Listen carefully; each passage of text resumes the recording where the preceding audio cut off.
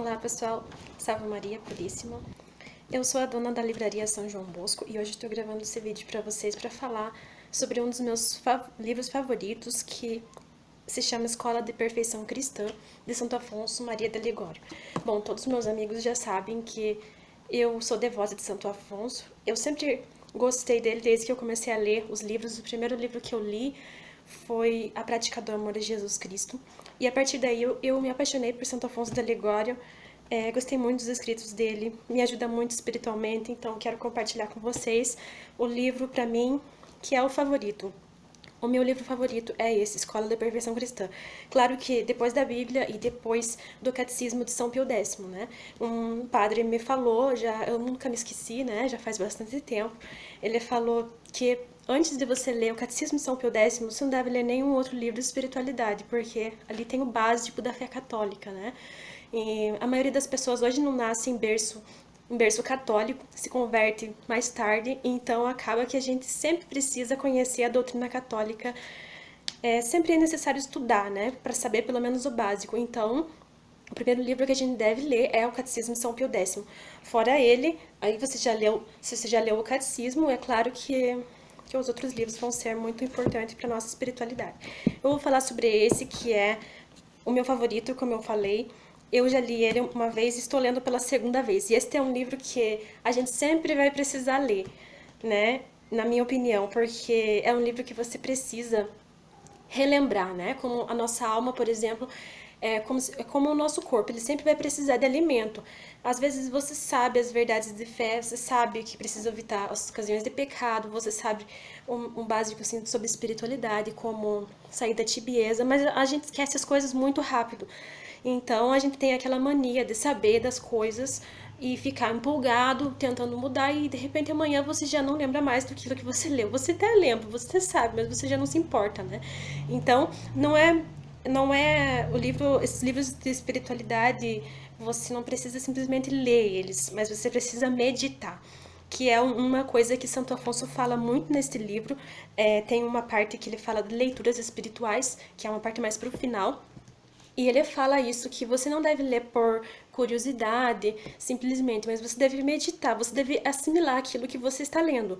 Então, ele diz ali, muitas pessoas leem muitos livros, conhecem muito, mas não aproveitam nada do que leu, porque lê por curioso, né, e não para melhorar a sua fé. E isso a gente vê muito. Eu não estou dizendo que a gente não deve ler sobre a vida dos santos, ler sobre outros assuntos da fé católica, sobre a crise na igreja, são todos assuntos muito importantes, mas na minha opinião, e eu acredito que é a opinião da maioria dos santos que eu tenho lido, a gente sempre vai precisar de um livro de espiritualidade para você ler todos os dias, para você fazer, além da meditação pela manhã, né? Você faz a meditação pela manhã com o livro de espiritualidade. O que o padre me orientou foi a imitação de Cristo, mas ultimamente eu tenho feito com os livros da meditações mesmo de Santo Afonso, que são meditações para todos os dias do ano. E fora essa meditação pela manhã, o próprio Santo Afonso aconselha que você leia um livro de espiritualidade pelo menos durante meia hora, todos os dias. Isso é importante para alimentar a nossa alma com a palavra de Deus, para saber, para conhecer você mesma, né? Esse livro é uma coisa que eu gosto bastante nele, é porque é como se fosse o próprio Santo Afonso do meu lado, me puxando a orelha e me ensinando o que eu devo fazer. Porque às vezes você está cometendo um pecado, aí você não tá se dando conta. Às vezes você comete, aliás, isso é uma coisa normal, né? Que você comete vários pecados que você nem sabe que é pecado, você nem percebe que você tá pecando, né? Mas tem coisas que são evitáveis e a gente acaba não corrigindo por falta de um bom diretor espiritual.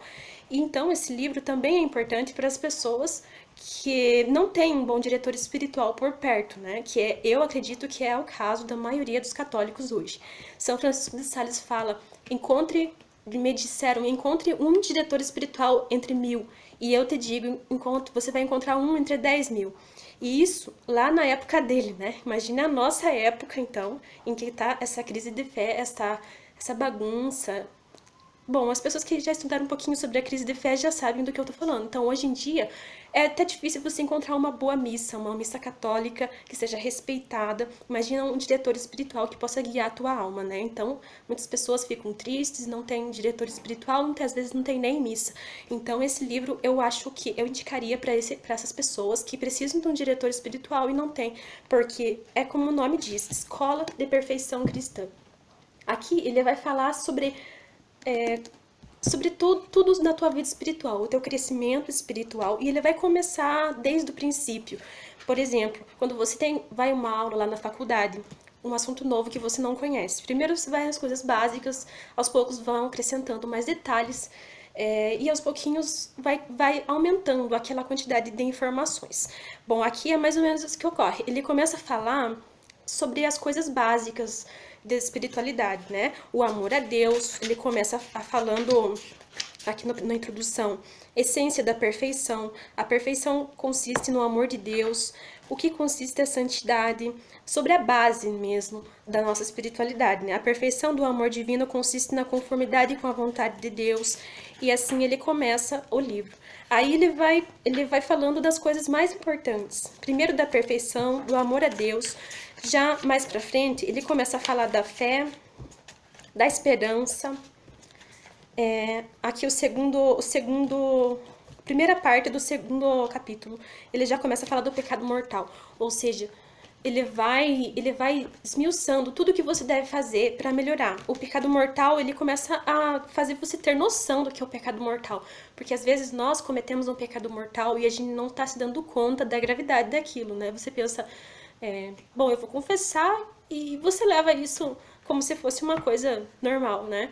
Mas ele dá para você a noção do que é de fato um pecado mortal. É claro que eu sempre costumo dizer, claro, de uma forma de brincadeira, né? Que Santo Afonso é terrorista. Ele acaba deixando a gente com medo e acaba deixando a gente. Ele acorda a gente, sabe? Ele faz a gente acordar mesmo do estado em que a gente tá, às vezes, que não se dá conta das coisas graves que a gente tem cometido, né? Depois do pecado mortal, ele começa a falar da fuga da ocasião próxima, que também leva ao pecado mortal, né? Não adianta você dizer, eu vou evitar o pecado mortal, mas você acaba se expondo a uma ocasião perigosa. Por exemplo, um rapaz, dando um exemplo, né? Um rapaz que tem problemas com pornografia, ele pode dizer, não, eu não vou mais cometer esse pecado, mas ele está se expondo a um risco de cometer o pecado novamente.